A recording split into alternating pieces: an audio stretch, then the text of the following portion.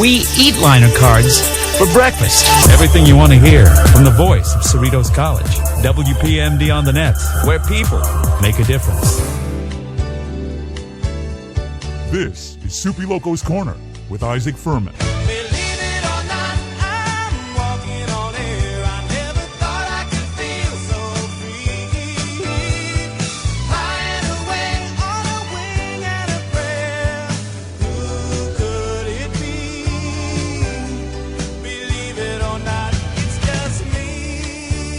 Alright, so this is Soupy Loco's Corner at WPMD, and I am your host, Isaac Furman.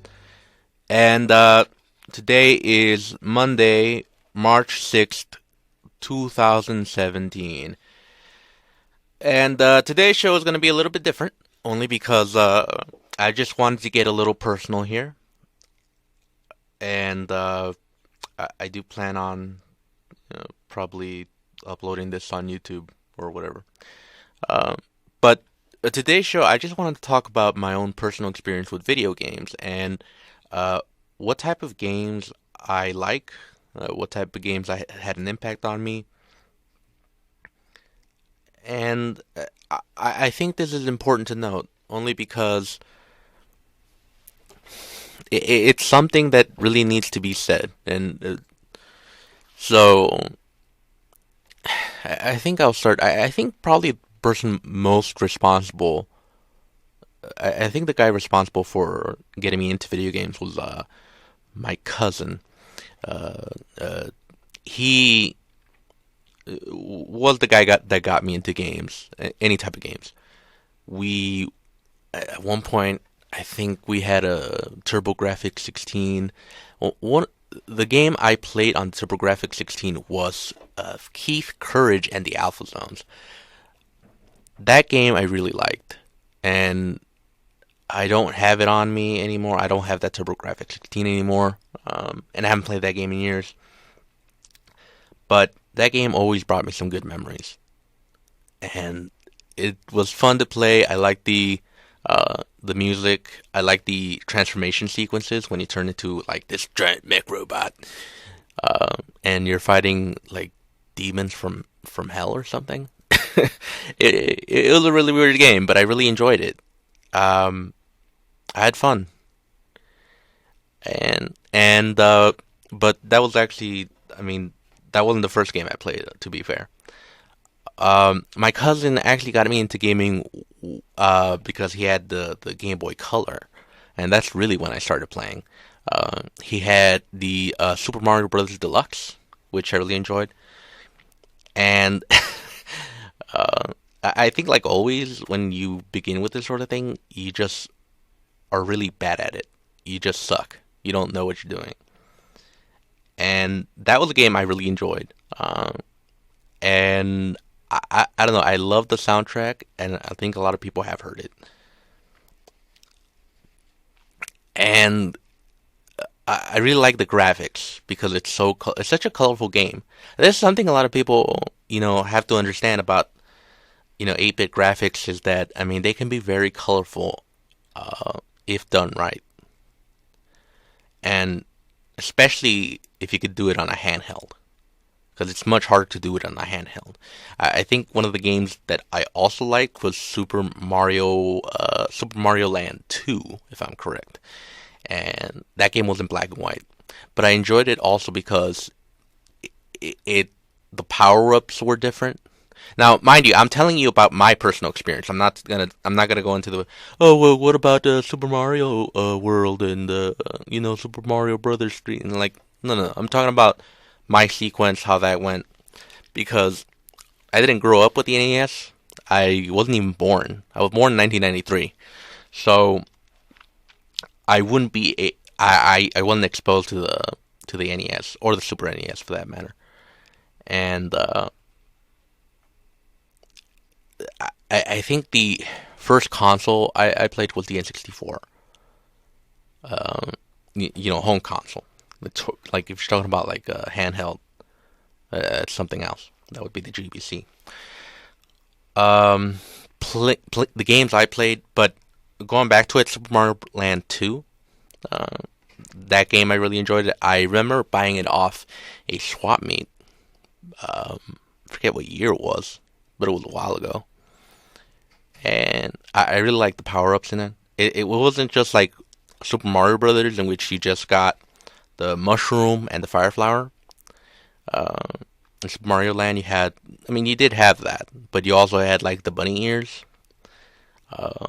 which helped you fly, and it was fun because you weren't stuck into one sort of way to play it. And with the bunny ears, it kind of made things a little easier. But you were totally vulnerable when it came to like attacking. So you had to switch around with this or that. I like the game so much that I rebought it on Virtual Console on the 3DS. It says a lot. If you're willing to rebuy the game, because that was a long time ago. And there's also another game, but one of the games I play for the N64, Super 64 Mario. Obviously, that's a big one. But this is a strange game. The first game I bought for the N64, and I bought the N64 like late into its lifespan. I think it was about 1999, I think, or 2000. And the big reason why I had that delay was because, I had to save up my money. And you got to remember, around 1999, I was like 6 years old. So it's very difficult for a 6-year-old to get the money to buy a home console. Because, my parents weren't going to buy it for me. It was totally out of their range. So, the first game I bought for it, originally it was a bundle. You have the console, 2 controllers, and came with the game. I got it with the original bundle was a fighting game, but my mom was not really into that sort of thing. So we kind of switched it out. I actually bought the console with my dad. My dad was the one who helped me buy it. I had the majority of the money, and he finished it off for me. Let's see. So we switched that out. I can't for the life of me remember what game it was. But I do remember the game I did switch out, and I still have it to this day, and that is Blues Brothers 2000. And you think I'm a weirdo, because I kind of am. But that was the game I did have. And when I had that game, I didn't have the Rumble Pack, and I didn't have the memory card. So every time I played it, I always had to begin all over again. But even with that in mind, I always had a soft spot for that game. Even though, in reality, it's not really that good of a game. But always did have a soft spot for it. Of course, you had... I was very limited when it came to my library at the time.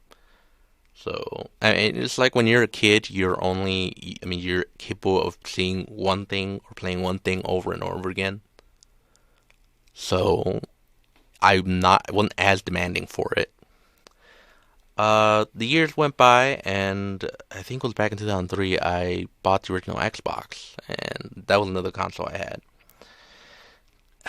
At the time, I would say the first game I bought was Rayman 3. Actually, it was a gift. And I've always had like an on again, off again sort of thing with that game. The game itself is not bad. And, at face value, it's actually a really good game. And, once you know how to use it, you could definitely enjoy it. I actually have it on Virtual Console. Not Virtual Console, I'm sorry. On Xbox Live Arcade. That game I do have it. I think I really got into getting into the library, 2005, I think, when I really started playing like M-rated games. I was about 12 at the time. But my mom was very selective about it. So one of the first games I did get was Halo 2. And a lot of people have played that game, and it may not come off as a surprise, but I think it was really one of the first adult games I did play. And we have a reason why it was acceptable was because the main enemies were aliens. It was about the only thing. It was also the first game I genuinely enjoyed playing online multiplayer on it. And it was a lot of fun. And I don't know why. It was a very different game. I think Halo 3 was the last game that I would say I really played multiplayer in. Only because of how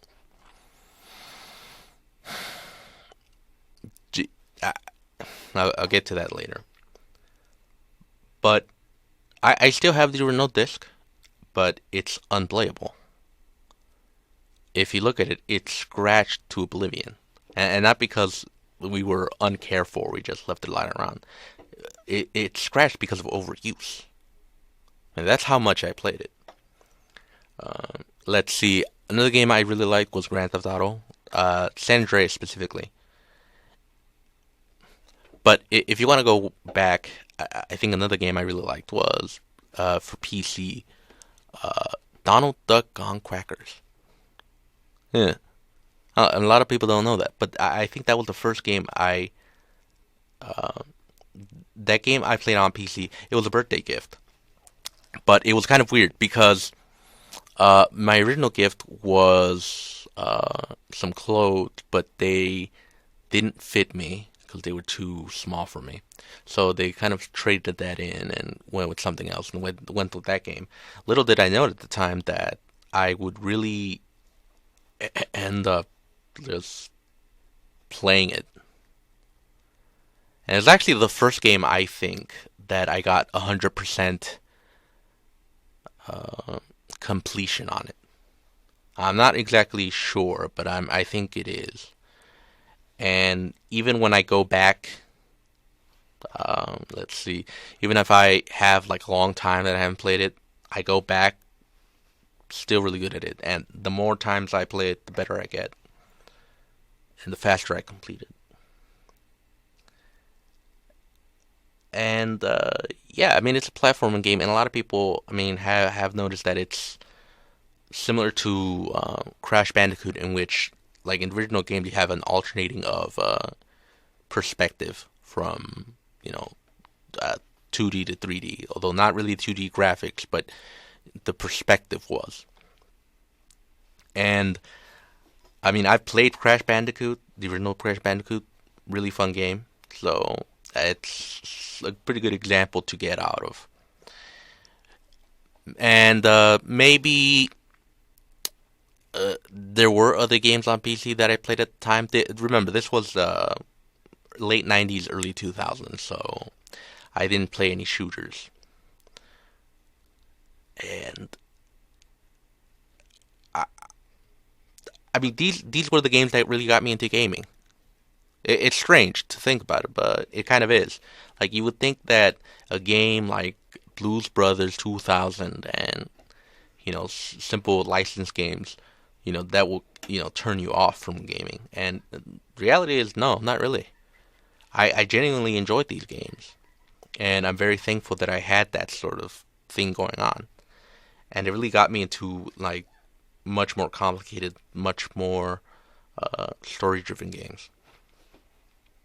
And I to this day, I still enjoy story-based games. Another game that I liked throughout that time with the original Xbox was Psychonauts. And it's strange because when that game came out, I was hearing all these good things about it, so I thought, why not get it? Sounds like a good game. It looks like a good game. I got it. And I genuinely enjoyed that game. And I'm surprised that it didn't sell as well as it did. And I think Tim Schafer, a guy like Tim Schafer, a guy who's constantly screwed over and is underappreciated in the games he makes. But I am glad that the news about Psychonaut sequel is coming in, so that'll be good. Let's see. Who did I enjoy playing with? And I think it goes back to my cousin. I think he's the guy who got me involved with this, and he's the guy who definitely had a lot of influence in my tastes. And we just connect on it. I think he would be the number one person most responsible for my desire to play games. I got better and better.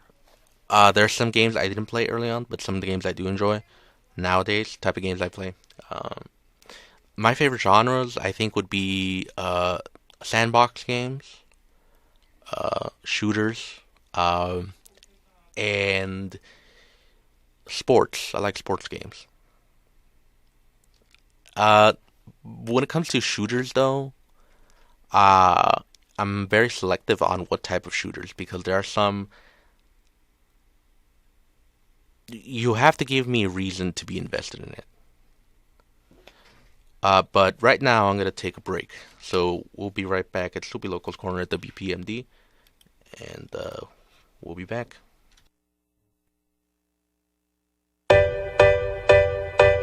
At any given moment, somewhere in America, a baby is taking a first step, a developmental milestone. But for too many parents, a baby's first steps aren't just a milestone, they're a miracle. These are the parents of babies who were born prematurely or with birth defects. It's a crisis affecting more than 500,000 babies in the United States each year. You can help them by joining volunteers like you who walk in March for Babies.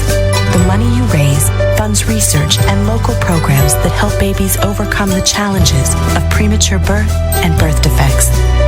Together, our steps make stronger, healthier babies a reality for thousands of families. Sign up today at marchforbabies.org to take the steps that help make milestones and even miracles possible. Who will you march for? Welcome back. This is Soupy Locals Corner of WPMD, and I am your host, Isaac Furman. I was mentioning my opinions on shooters, and I think my opinion on them has changed over time, and I think that has to do with the incentive of why should I play this game. One of the games that's popular right now is Overwatch, and the game itself is good. I really like the sort of each character has their unique abilities, and not one character is like just more. They're not one is better than the other. They all have their own unique abilities, but I didn't buy it, and I don't plan on buying it. Not because I think it sucks, but because I really was disappointed with the fact that there is no story mode. And a lot of people say, "Well, the multiplayer is really good. I mean, it's fun." Yeah, it is, but you can only do so much with it.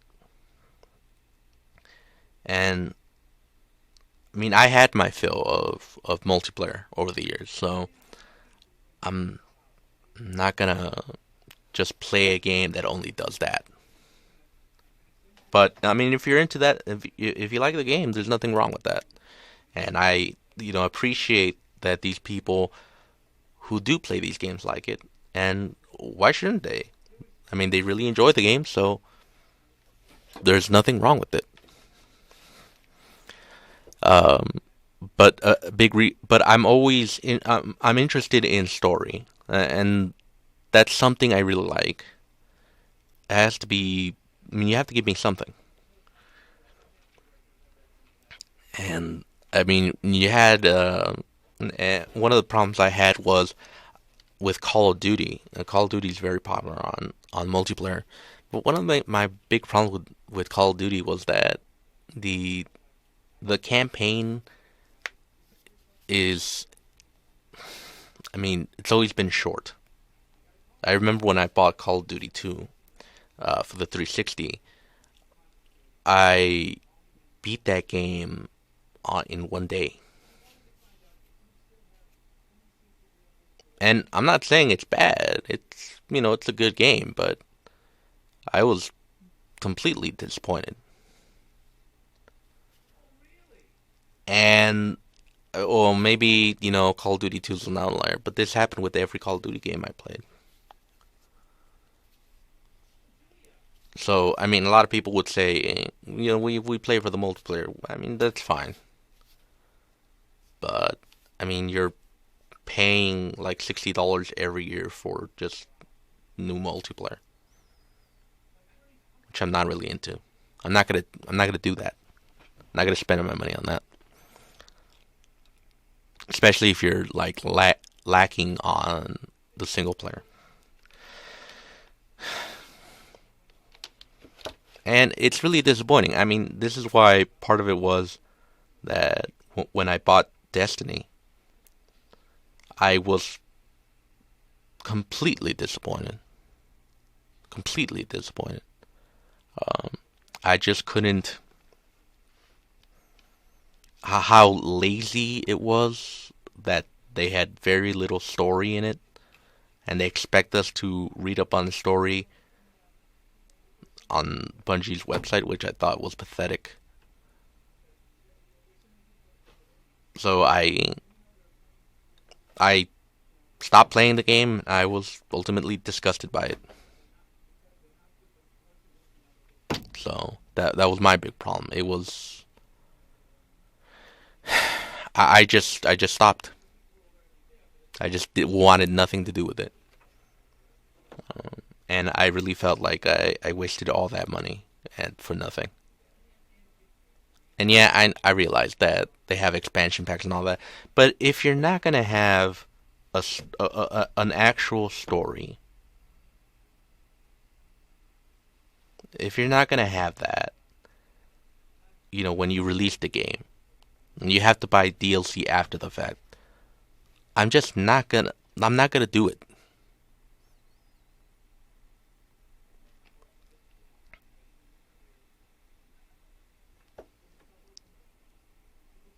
So I just and really I think my opinion began to change really in this generation, because when you have, like, for example, when Titanfall came out, I thought, hey, this could be good, and they had that's that problem. There's hardly any story, and the single player campaign wouldn't be so bad if it wasn't for the fact that it's just the same modes over again. It's either kill the most guys or capture territory. And I was thinking, wait, is that all they're going to give us? And it turns out, actually, no. Because in the multiplayer, you have different modes. So why didn't they have different modes in the single player campaign? Which doesn't make any sense. So I stopped playing it. And I thought Destiny would have been different because it was made by Bungie. And it wasn't. It was slightly better, but it wasn't that. It didn't have much of a story. So, I kind of given up on that, and that's why I never bought Overwatch, because of how there's no story. And it's a shame, only because the characters are really cool. You have really cool, fun characters, and they're all very likable. And yes, I realize that there's backstory and all that, but if you really, and this is just my opinion, and this is just my situation, that if I'm gonna buy a game, and it supposedly has a story, can it be in the game?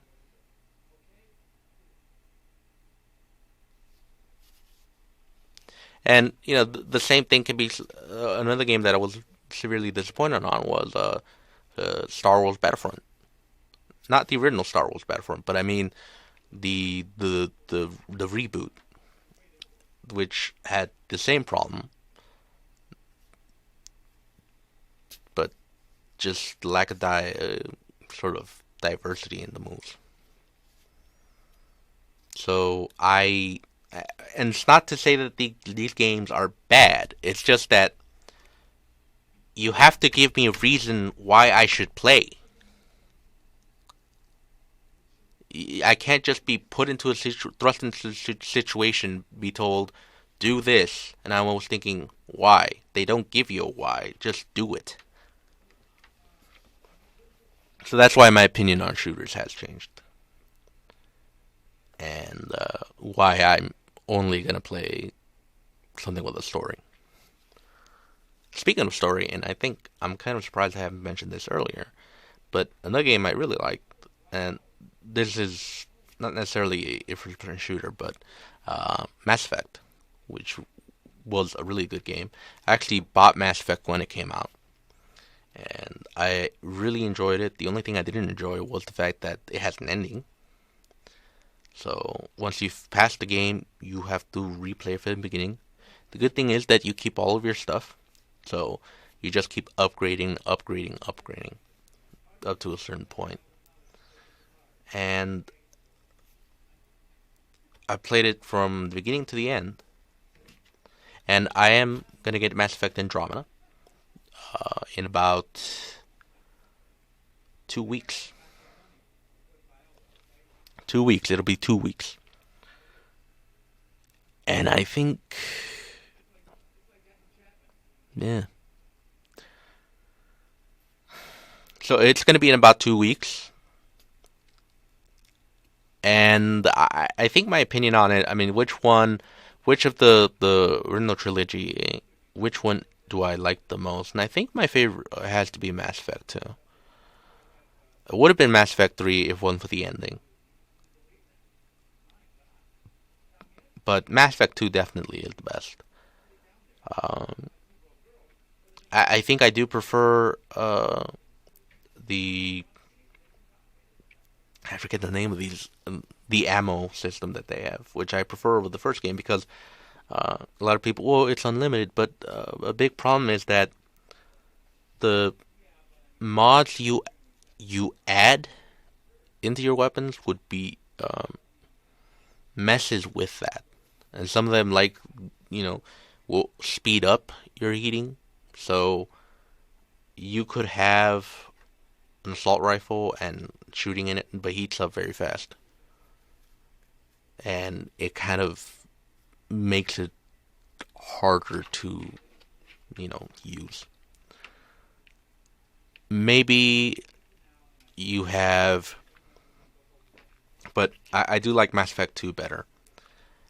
And it's really when it gets a lot more... When the story gets more interesting like that, and you could do more. And there's no ending to it.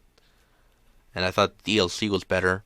I thought DLC in Mass Effect 1 was not that great. The only one that really stood out in the DLC was bringing down the sky. That's the one that really stood out. But that's about it. Because the DLC was not that great. Mass Effect 2 did have some pretty good DLC, and I really enjoyed Lair of the Shadow Broker, where, you have that. I'm not gonna, talk about it too much. I'm not gonna spoil it. So, if you're really interested in the story and if you're really interested in Mass Effect, you should go ahead and play it. But yeah, Lair of the Shadow Broker, that's a very good DLC. And you have to play this game. It's a really good game. Mass Effect 3, I think the only problem I had with it was obviously the ending, but the multiplayer it wasn't bad, but it was completely unnecessary. And the fact that you had to play the multiplayer to increase your readiness. So that's the thing that bothered me the most. But overall, I think Mass Effect 3 would have been the best in the series, but it just fell apart. If you're gonna ask me who do I mean, you have the romance options, Mass Effect.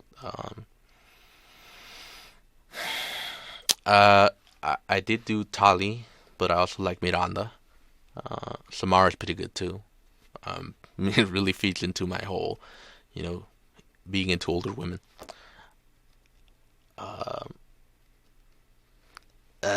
But I thought, it's not really that important to talk about. I mean, a lot of people like to play around with this, but I really don't care.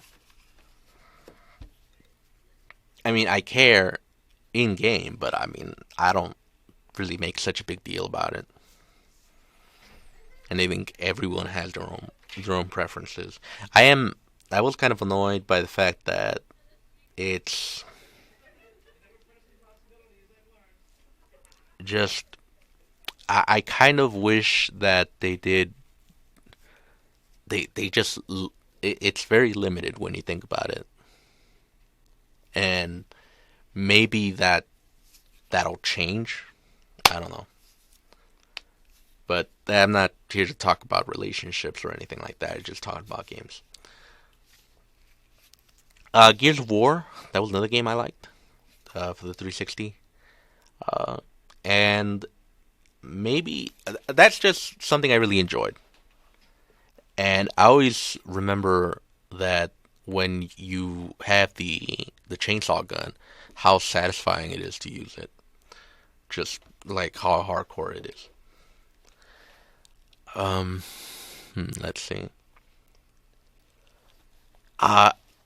Funny thing is, like a lot of people, older than me, but not too old. Their favorite games, some of them will say it's Sonic the Hedgehog, and I did not play Sonic the Hedgehog until I was, I don't know, I think I was 15 or something like that, like 14. It was back in 2007, 2008, and that was because it was on Xbox Live Arcade, and I really did enjoy those games. And I realized that there are going to be some differences, but I mean, I could see why people like the games. But it's much. They have the comparison between Super Mario Brothers and Sonic the Hedgehog. That was the whole thing that they compared side to side. The thing I would say about Sonic the Hedgehog is that it's less linear. In some cases, it's a little easier to get lost than with Super Mario Brothers, and I am talking about the 2D games. I'm not going to get into the whole 3D games, which you have something like Sonic Adventure and Super 64 Mario or Super Mario Sunshine or whatever. Oh yeah, and by the way, I mean, check out that Super Mario Odyssey, which is going to be interesting to see. I think it looks interesting, and a lot of people did notice it. I wasn't the only one that noticed it. That it has a lot of similarities with Sonic Adventure, but it kind of makes it all the more creepy. You have the Nintendo Switch that came out, I think, was yesterday or a week ago, something like that. And I'm not getting a Switch, and I don't have very high expectations for it. I don't think it'll save Nintendo. I think this might be their last console, because they're just doing everything wrong. and it reminds me a lot of the Dreamcast. And this was also around the same time that Sonic Adventure came out. Sonic Adventure and Sonic Adventure 2 came out at the very end of the Dreamcast. And if you're gonna have a very similar game starring Mario, I get maybe it's the Kiss of Death, in which you have your main character doing a sandbox game. I don't know. I mean, just a combination of a fantastical, whimsical character with, real city, realistic people, the realistic more or less. If you look at the graphics for Sonic Adventure, they haven't really aged well. But, yeah, that you get what I'm saying. I'm going to take a break. We're going to be right back. This is Soupy Local Corner of the BPMD, and we'll be right back. Introducing the YMCA. What, you already know the why? Or so you think. Sure, you know the why for a swim, a workout, even a game of hoops. But did you know we're more than that? We're a cause. When you take your jump shot at the Y, someone else is getting job training. Take a cardio class, while kids are in an after-school enrichment program. Practice your downward-facing dog as a teen practices her leadership skills. That's the why. We work with people no matter their age, income, or background and give them the opportunity to learn, grow, and thrive, all with one simple goal in mind, to strengthen our community. And we've got so much more that does just that. So while you might think of the Y as that place for lifting weights, we're also about lifting entire communities. Introducing the Y. We're so much more than a place. We're a cause. Visit ymca.net/more. Welcome back. This is Super Local's Corner of the BPMD, and I am your host, Isaac Furman. I think I forgot to mention this, and I think I should have. Another game I did like was Pokemon, and I'm mentioning all these games, and a lot of you might be thinking, oh, these are really popular games, and everybody's playing these games. Yeah, it's true. But I really do enjoy these games because they had a pretty good impact on my life, and I always will remember them fondly. The first Pokemon game I had was Pokemon Gold, and I think to this day, I think Gen 2 will always be my favorite generation of Pokemon. And I'm not going to be like one of those Gen 1ers that says that every game after the first one sucked. That's not true. They all had their thing. It's my favorite for a variety of reasons. First of all, I really like the story. The objective, just the amount of, the fact that you get to go back to Kanto, and just, the soundtrack was really good. And I really liked James Ethan Gold as the main character. He was probably the best main character in the series until, and I'll mention it after I do this.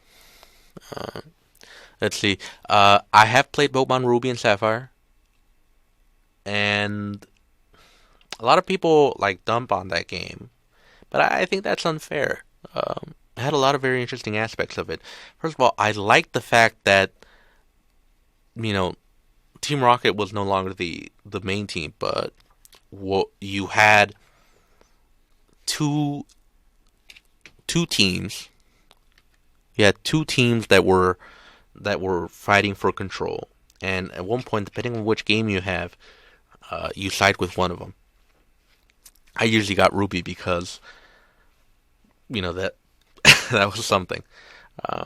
And actually, it was also the first game I started playing as the female character, so I played as May. And I always went with whatever character that was most visible.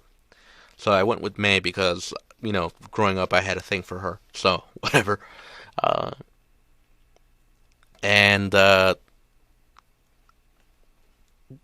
I like the fact that it was a very different place from Johto and Kanto, and had some really strange Pokemon.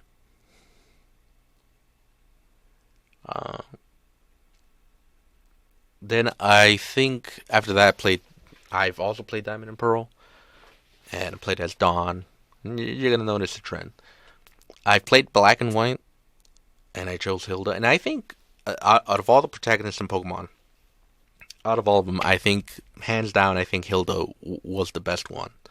And I think she was better than some people will think I'm wrong, but I think Hilda was a better character than Red, and she did beat out James Ethan Gold. Although I like James Ethan because he was very cocky. If you go into the different parts of the game when they have Mirror, he always talks about how, just how smarmy and just how, hey handsome. He's just talking to himself. So I really liked him. I played Black and White too. And Black and White, had a really good story. And with these Pokemon games, they all have their very good soundtrack. And I played X and Y, and I thought that game had the best soundtrack since, Gold and Silver and Crystal.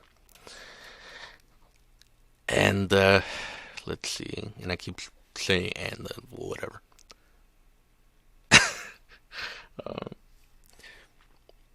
I have Sun and Moon. Sun and Moon definitely, I think, had the best story so far in the series. And I did like that they did change it up a bit. I'm glad that they didn't stick to, alright, beat these 8 gym leaders. And then they had something different. And the badges, not the badges, they're not badges, they're pins or something. I forget the name. Sorry if I don't remember. But, those things, they're not just there to show. You just could give it to your individual Pokemon to power up their moves. Some of them are specialized. So that's what makes it really cool about it. Let's see. A lot of people have made the reference that Sun and Moon has a lot of, comparisons with Kill la Kill. And yeah, Luzamine, she definitely kind of looks like Rakio, and even the I forget the name of the other guy. He's her Luzamina's son. I forget the guy's name, but if you notice his hoodie, it kind of looks like the Riko's Jinketsu. I forget the name, but it kind of looks like it, which I thought it was really cool. I don't know if it was intentional or not. May have been. I don't know, but it's pretty interesting. But yeah, it's pretty funny.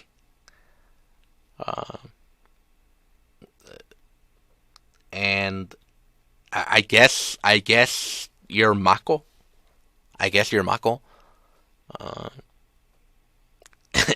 And so, yeah, that's just it's interesting. Let's see. Favorite Pokemon? I would have to say it's for Alligator. Favorite song? The Surf theme from second gen. I love that song so much that I have it in my playlist. But Gen 2 had a very good soundtrack, but that one was my favorite out of all of them, and it's really good. Let's see. So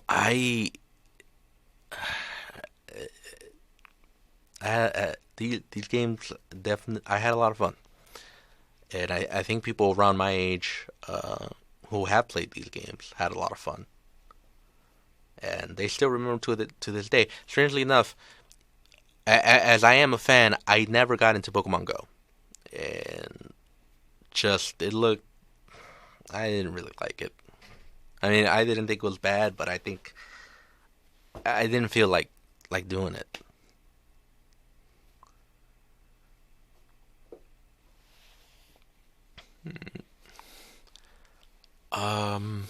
Other aspects of gaming culture I like. I mean, that's not.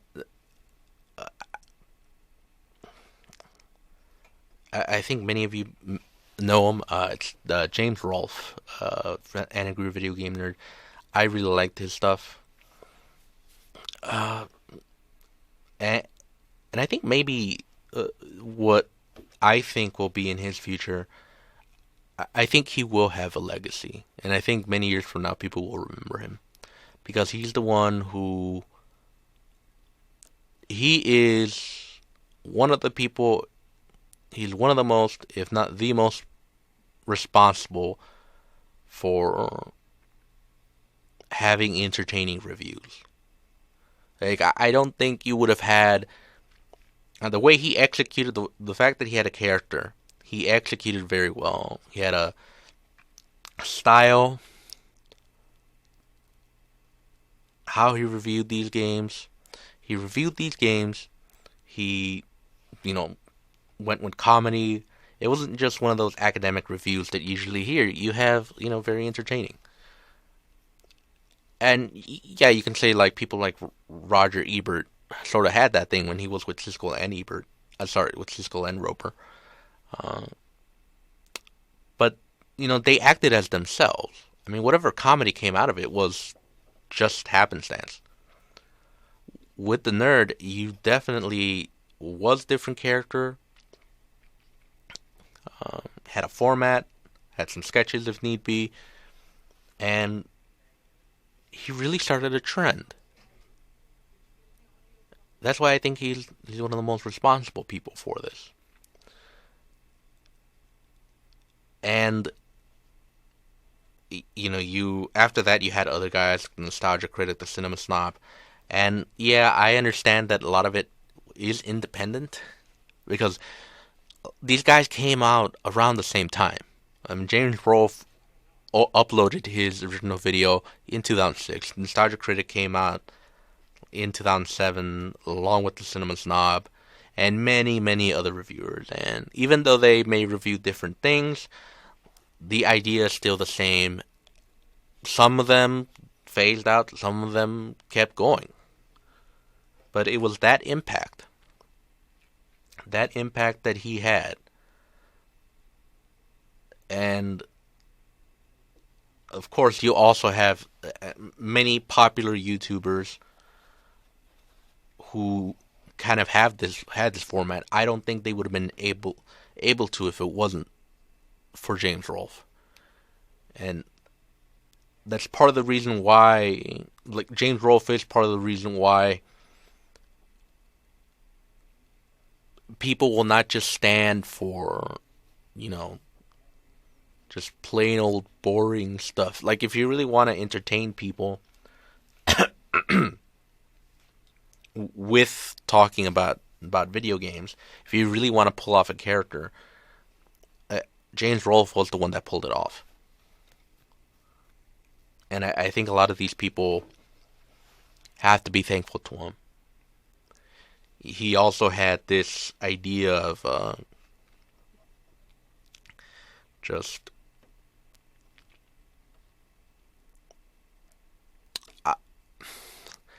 because I say all this because whenever you have a field of comedy or any type of other entertainment, you always have these first notable guys who had an impact, who had a style. Many people have their influences. You see this with comedians all the time, and if you ask a comedian, like, I forget who I should put in as an example, but George Lopez is one example in that a lot of his he had his influences. One of the influences he had was Richard Pryor. And, influence upon influence. They say that I mean, probably the first great, like, sort of comedian was probably Groucho Marx and the Marx Brothers. I mean, correct me if I'm wrong, but they all have their first guy, the first guy that popularized something. And I think with James Rolfe, he'll be, I think he should be. A lot of people could be offended by it, but I think he should be in the long term considered one of those guys in the line of, the Marx Brothers and, Pryor and, the Stooges and so on and so forth. Because he definitely had an impact. He made entertainment on the internet possible. Because most at the time when it came to the internet, I mean, the internet was a new thing, but you never had people who did their thing on the internet. Remember that this is 2006. Most YouTube videos were usually just a bunch of idiots, doing dumb things, and that counted for entertainment. You didn't have, people who did stories or videos or animation. Animation was done, but it's not done as much as it did. So he is one of the people responsible for making the internet what it is today. And he's a tough act to follow. It's unfortunate that he's not as popular as some of these guys who are doing it right now, but they have James Rolfe to thank. And I think his mix of comedy and just the amount of effort he put into everything, even if he didn't have to. That is something I appreciate.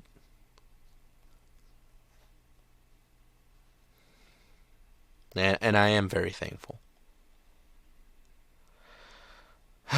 Alright guys, I'm gonna end it here. I actually had fun talking about this. I really want to take a break from it.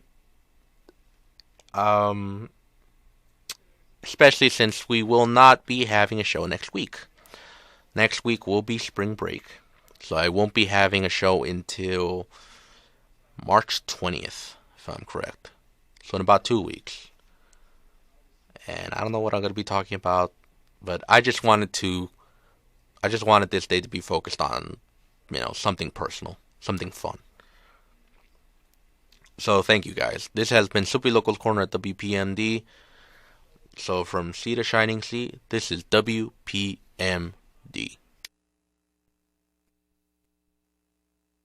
This is the story of Daniel, who was born 2 months early.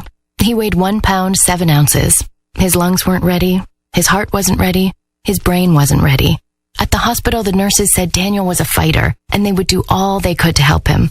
The doctor said even with the best care, Daniel may never walk. He may never see. He may never learn.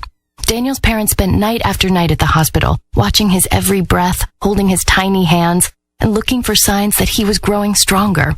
At home, his parents looked around Daniel's empty nursery, at the quiet toys and the still rocker, and they hoped that one day they could sit in that rocking chair and tell this story to their very healthy son. Daniel's is just one of the more than 500,000 stories of babies born prematurely last year, but there's hope for a happy ending. The March of Dimes is funding the research and programs to stop premature birth. You can help bring more babies home healthy. Learn how at marchofdimes.com. Working together for stronger, healthier babies.